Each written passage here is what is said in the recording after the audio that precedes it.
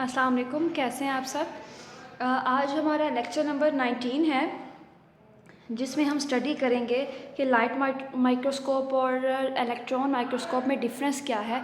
तो सबसे पहले हम देख लेते हैं कि लाइट माइक्रोस्कोप होती क्या है, या देख लेते हैं कि माइक्रोस्कोप क्या होती है। तो माइक्रोस्कोप क्या है हमारे पास।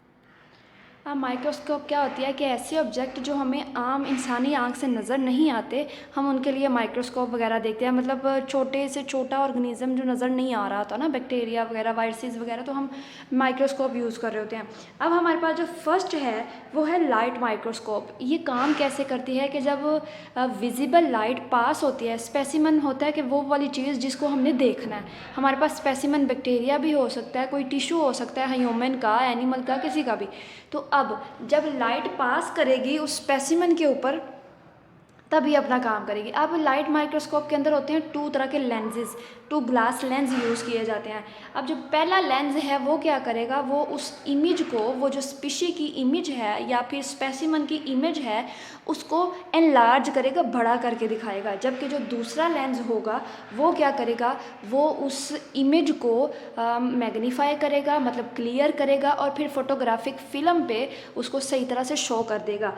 अब वो वाली फ़ोटोग्राफ जो माइक्रोस्कोप के ज़रिए लिए जाते हैं, वो फ़ोटोग्राफ्स जो माइक्रोस्कोप के लिए के थ्रू लिए जाएंगे, हम उसको माइक्रोग्राफ बोलेंगे।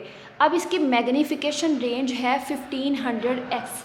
अब 1500x इसकी मैग्नीफिकेशन रेंज है। तो मैग्नीफिकेशन क्या होता है कि किसी भी चीज़ के साइज़ को इंक्रीज़ कर देना। मतलब स्पेसिमन हमारे पास बैक्टीरिया है, हमने उसके साइज़ को इंक्रीज़ करके देखा, तो वो हमारे पास उसकी मैग्नीफिकेशन रेंज है।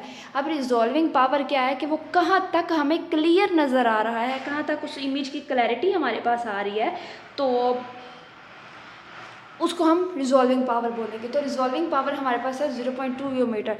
ये अब जो ऑब्जेक्ट इस 0.2 से छोटे होंगे ना, तो लाइट माइक्रोस्कोप उसको आपस में सेपरेट नहीं कर पाएगी। अब इसके बाद हमारे पास जो माइक्रोस्कोप है वो है इलेक्ट्रॉन माइक्रोस्कोप। कहा जाता है कि ये मोस्ट एडवांस माइक्रोस्कोप है लाइट की निस्बत। ठीक है, इसमें इलेक्ट्रॉन्स का यूज़ किया जाता है। अब इलेक्ट्रॉन्स में अब हमारे पास देख लेते हैं कि ये वर्क कैसे करती है।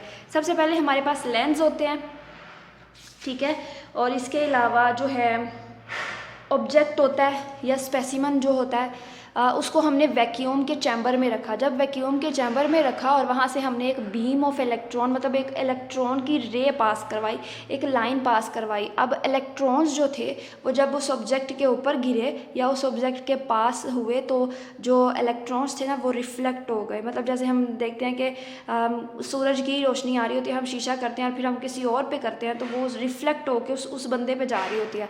तो इसी तरह जो बीम ऑफ इलेक्ट्रॉन्स हैं ये रिफ्लेक्ट हुए और वहाँ पे एक इमेज बन गया। अब जब वो इमेज था उसको इलेक्ट्रॉनिक लेंसेज वगैरह ने फोकस किया, क्लियर किया, और हमारे पास वो जो ऑब्जेक्ट का इमेज आ गया था, वो उसकी तस्वीर आ गई थी हमारे पास।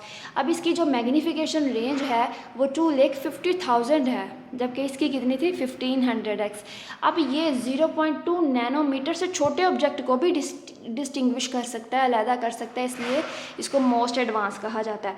अब हमारे पास जो नेक्स्ट है वो इसकी 2 टाइप्स हैं।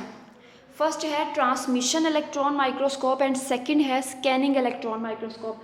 तो ट्रांसमिशन इलेक्ट्रॉन माइक्रोस्कोप क्या करता है कि ये ऐसी टाइप है इलेक्ट्रॉन माइक्रोस्कोप की जिसकी मदद से हम सेल का अंदरूनी हिस्सा देख सकते हैं। मतलब किसी भी सेल का इंटरनल स्ट्रक्चर देखना हो तो हम ट्रांसमिशन इलेक्ट्रॉन माइक्रोस्कोप की मदद से देख सकते हैं।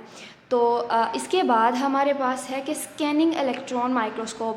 ऐसी माइक्रोस्कोप जो जिसमें इलेक्ट्रॉन्स रिफ्लेक्ट होते हैं मेटल कोटेड सरफेसेस से, और ये क्या करती है, ये सेल का ये स्टडी करती है सेल के स्ट्रक्चर को या सेल के स्ट्रक्चर सरफेसेस को। ये स्टडी करने के लिए हम स्कैनिंग इलेक्ट्रॉन माइक्रोस्कोप का यूज़ करते हैं। ये था हमारे पास आज का लेक्चर जिसमें हमने इलेक्ट्रॉन माइक्रोस्कोप और लाइट माइक्रोस्कोप को स्टडी किया, जो कि हमारे चैप्टर नंबर 4 के पेजेस 53 और 54 पे मेंशन है। स्टे होम, स्टे सेफ, अल्लाह हाफिज़, थैंक यू सो मच।